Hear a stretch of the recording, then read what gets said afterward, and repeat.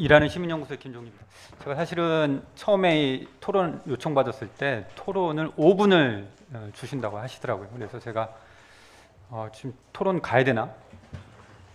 5분 동안 어떤 내용을 좀 고민했는데 차장님께서 2분을 더 주셔서 7분인 것 같습니다. 제가 어쨌든 전체 일정 침해받지 않도록 6분, 5분 전으로 짧게 말씀드리도록 하겠습니다. 2013년에 국가인권위원회 사회복지 인권실태조사를 제가 연구를 했었거든요. 그러니까 10년이 딱 된 것 같습니다. 그때 국가인권위원회가 권고한 건 딱 하나입니다. 정부 부처에 호봉제, 단일 호봉제.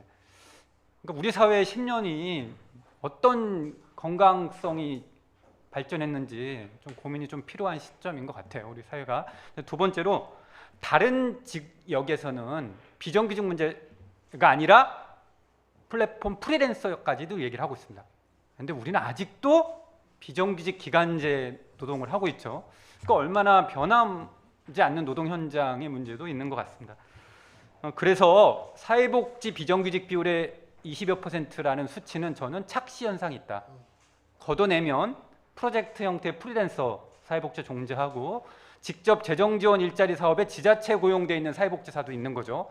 사회복지법에 종사하진 않지만 대표적으로는 학교 사회복지도 마찬가지인데 지평을 넓힐 필요가 있다고 생각이 듭니다. 비정규직 문제는 두 가지죠. 고용불안, 차별과 격차 해소. 과거의 전자는 정규직 전환 문제로 됐었고 뒤의 문제는 동일가치 노동, 동일임금, 단일임금 체계 같은 형태인데 사회복지계에서는 이걸 해결하기도 전에 초단시간, 즉 일주일에 15시간 미만 계약을 해서 주휴수당이나 사회보험 의무가입 대상이 아닌 일자리까지 확대되는 지평이 넓어진 게 있는 것 같습니다. 제가 오늘 사회복지계에 있지 않는 사람이기 때문에 입장을 좀 편하게 좀 하드 버전과 소프트 버전을 같이 이야기해 주는 게 좋을 것 같다는 생각을 좀 했습니다. 듣다가 저는 가족수당 없애야 된다고 생각합니다. 되게 차별적인 수당이거든요.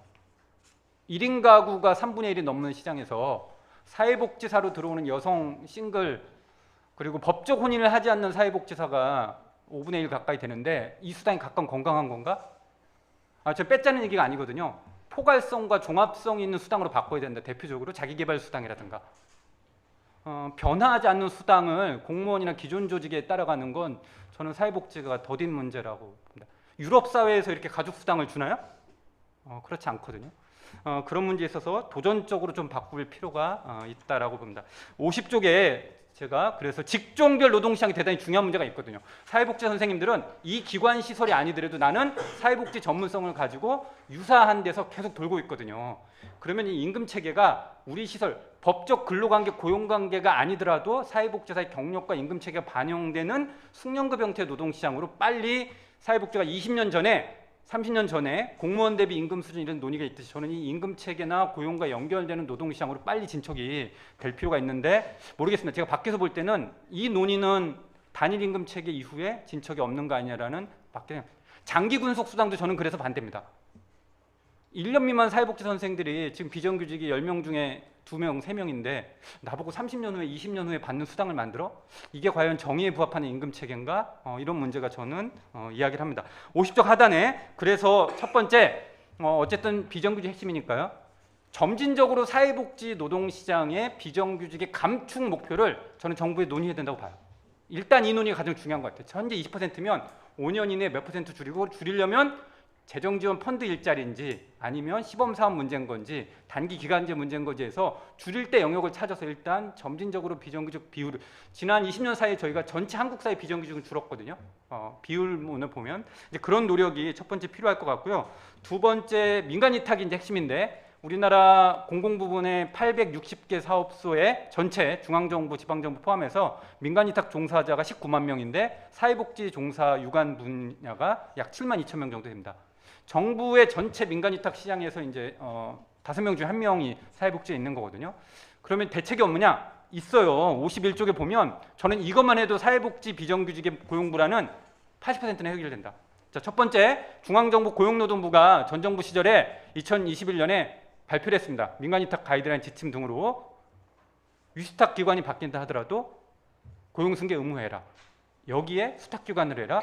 어쩔 수 없으면 80% 이상 하라는 건 서울시 등 이런 걸 조금 더 저는 진척시킬 필요가 있다고 봅니다. 그래서 2011년에 사회복지 처우 신분과 관련된 법제도 논의를 저는 전면 바꿔야 된다. 사회복지 종사자 처우 법을 가장 먼저 선제적으로 만들어 놓고 저는 이 법령을 보고 나서 사회복지계가 너무 이 법의 개정 운동을 안 하지 않았나?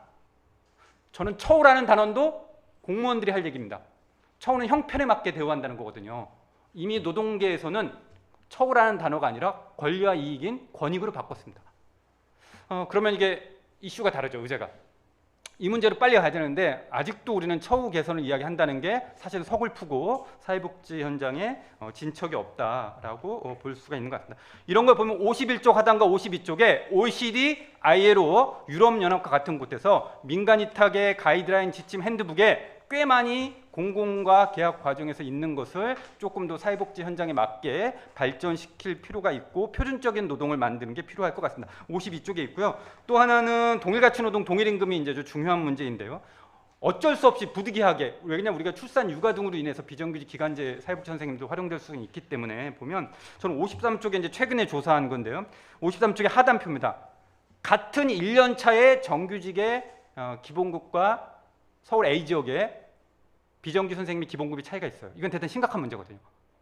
부득이하게 기간제 계약직 시간제 선생님을 한다 하더라도 시간급이나 기본급은 동일해야 되는 게 가장 기본적인 원칙 중에 하나인데 우리 현장에는 아직도 이런 기본적인 표준적 노동조차도 없는 곳들이 있어서 조금 더 진척이 필요한 것 같다라는 생각도 합니다.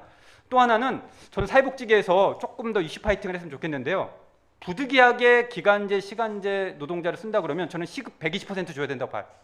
왜? 퇴직금을 지급받지 못한 노동자이기 때문에 예를 들어서 정규직 노동자들이 시간급으로 10,000원이다 그러면 저는 사회복지 비정규직이 어쩔 수 없이 쓰는 여기서 어쩔 수 없는 상시 지속 업무가 아닌 일자리에 대해서는 120% 시간급이나 임금 체계로 저는 프랑스나 호주처럼 이 논의로 진행되는 게 대단히 부합할 수 있겠다라는 생각도 합니다.